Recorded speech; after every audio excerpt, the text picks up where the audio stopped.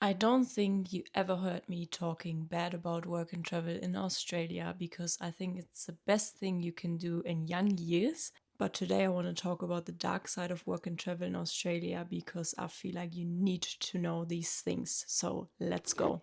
If you're new here, I'm Sarah, I'm 30 years old, I'm from Germany, and I started my work and travel journey in January 2023, so that's already over 3 years ago. I finished my work and travel year last month, so now I'm waiting for my permanent residency to get approved. And on this channel, I talk about work and travel in Australia, just like in this video. I'm just trying to get as much information out there as I can. And I'm also talking about living in Australia on this channel. Okay, first things first. Australia is very expensive, more expensive than you think. I know everyone is talking about this. This is why I want to wrap this up pretty quickly because I'm sure you heard about this. But the thing is, Australia just reached a new peak of being absolutely unaffordable. Now the fuel prices reached a new high, and living in the cities is even more unaffordable than how it was before. You know, back in my days when I came here 10 years ago for the first time, you paid only $8 a night in Surfers Paradise in a hostel. These times are over. You will need way more savings than you think. So save up as much money as you can because you will land here and you'll be absolutely blown away. If you don't have a good strategy to find a job, or if you don't have enough savings to cover you for maybe a few months, then you will definitely be struggling here. I was already talking about that in my previous videos, so this is not really new on this channel, but I just wanted to mention it because it's very, very important to know this. Which brings me straight to my next point, jobs. Jobs in Australia are sometimes hard to find and hard to keep. Most people that are doing work and travel are young. That means they have little to no experience in the corporate world. This makes it really hard sometimes. Especially when it comes to farm work, you need little to no experience normally, but the competition is on. Another problem is often that backpackers don't get paid the right award. I will link something in the description below so you can check if you're actually getting paid under your right award. Plus, they often don't get paid their super. You really need to check that because it's part of your pay. There's quite literally little to nothing to do about this because you're not a citizen, you're not a permanent resident, so Australia will do something about it, but in a lot of cases, they will just get it slipped through. This is a big, big problem for a lot of backpackers. They don't get paid at all, they don't get paid the right award, they don't get paid their super, and it's really easy to take advantage of backpackers when they're really young and naive. There is Fairworks, I will link that down below as well. You can give them a ring if you're not getting treated right at your job or whatever it is, everything that has to do with work. They are responsible for that, but yeah. I heard about people not really getting any help because you're just a backpacker. In a lot of cases, they are helpful, but maybe not as much as you think. Speaking of taking advantage of backpackers, the stories that I heard from other people, from other young backpackers, from sexual harassment to just simply taking advantage of them, not getting paid right, as I already said. There is a lot of shit going on in hostels, at job sites, and you need to be sometimes really careful. That's not always the case, but as we're talking about the bad things, I just really want to highlight this. Some backpackers are getting treated like they are the bottom of the society, and they literally get treated like dirt.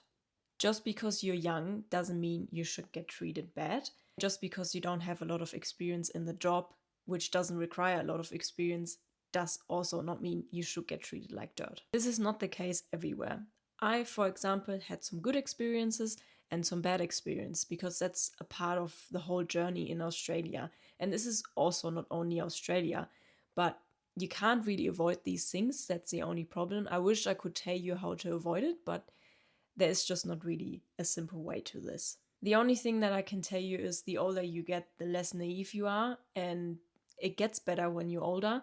But especially as a young woman, you should always be careful. I'm sure you already know this. You should be extra cautious because if you're going in remote areas and you think this is the job, I want to do this, or this is the best accommodation I can find, and you already have a bad gut feeling, I really recommend you not doing that because normally your gut feeling is pretty right. And especially if you don't have a car to leave that site straight away, you might end up in trouble and no one really wants that. And this is unfortunately something you hear all the time.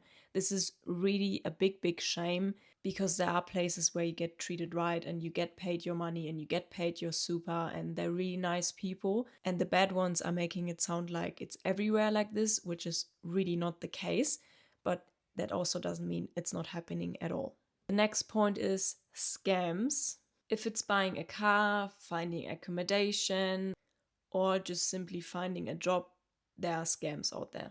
Again, I really wish I could tell you how to avoid them, but that's not really possible. There are some signs you can look for. If they don't really answer you, if they don't send you any pictures of their accommodation, if they can't really tell you what the job is about, and you might even read something in some shady Facebook groups, I really would not go there.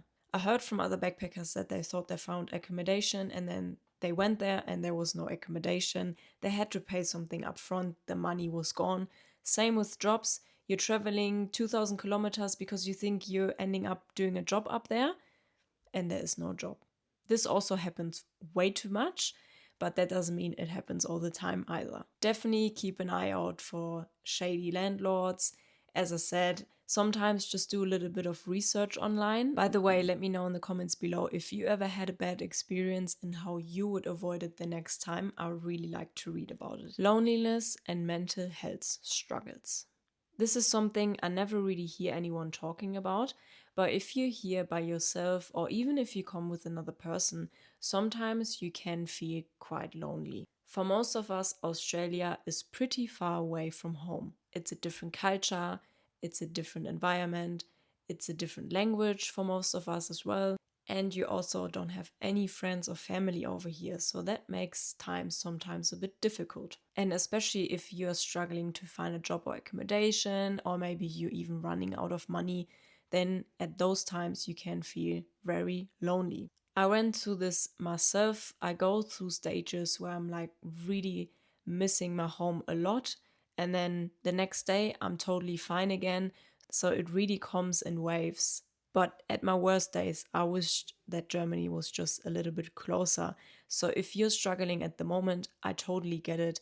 As I said, I went through this myself, and I think there are a lot of people out there that are going through the same stages. What I can recommend is just look through some Facebook pages and try connect with other backpackers, because we're normally always experience sort of the same thing in a country that's that far away.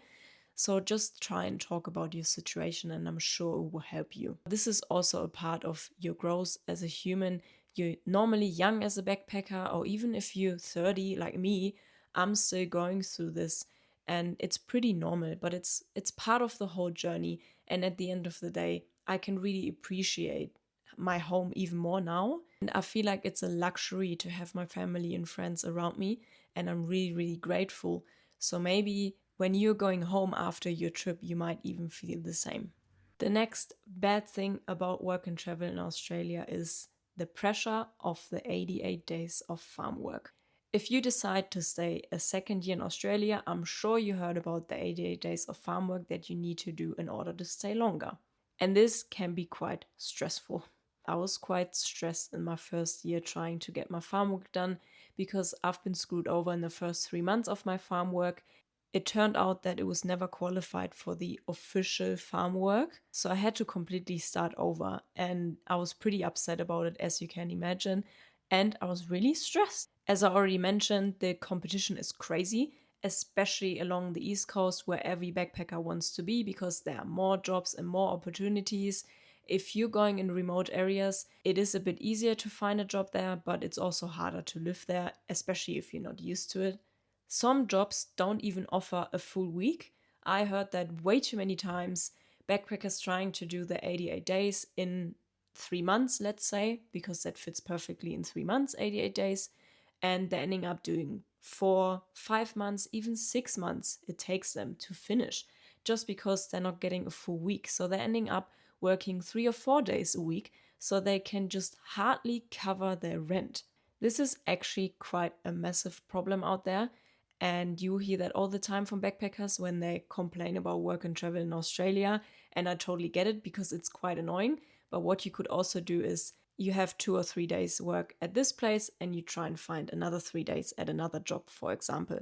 And trust me, just to bring up the bright side about this, it is absolutely worth going through this stage because then you can stay another year and enjoy this beautiful country. Just to do the 6 months in the next year to stay the third year, just like how I did. But I stressed way less in the second year because I told myself it is not worth it to stress about anything. I'll just see how I go, and after that, I can finally go and travel. Time flies when you have fun or when you work the whole time. This is how I felt in my first year. As I just previously mentioned, I was quite stressed about my first year because I wanted to get my farm work done, and I ended up doing farm work for 6 months in the first year instead of 3 months. So yeah, I didn't really have left that much time to travel because I already planned going back to Germany for a few months as well in my first year. So yeah, time was flying, but I wasn't even traveling, I was just working. So you might end up traveling way less than you thought because you can't afford to travel, because you can't save the money, because you don't have enough hours at your job, and so on. And I know this is easier said than done. I'm speaking from experience, as I said, but really just try and enjoy your time because you might just do this once in your life and it should be a really good experience. And I know it's hard to avoid some bad things, but sometimes you just need to leave that behind you in order to have some fun and enjoy your time. So these were my 7 things that are bad about work and travel in Australia. I just want to wrap this up with some positive things. I think I said it a million times in my videos, but I love Australia and I love work and travel. I did it for 3 years, as I said, even though sometimes I was lonely and it was hard to fit in the workplaces sometimes, and I had to learn to speak English fluently.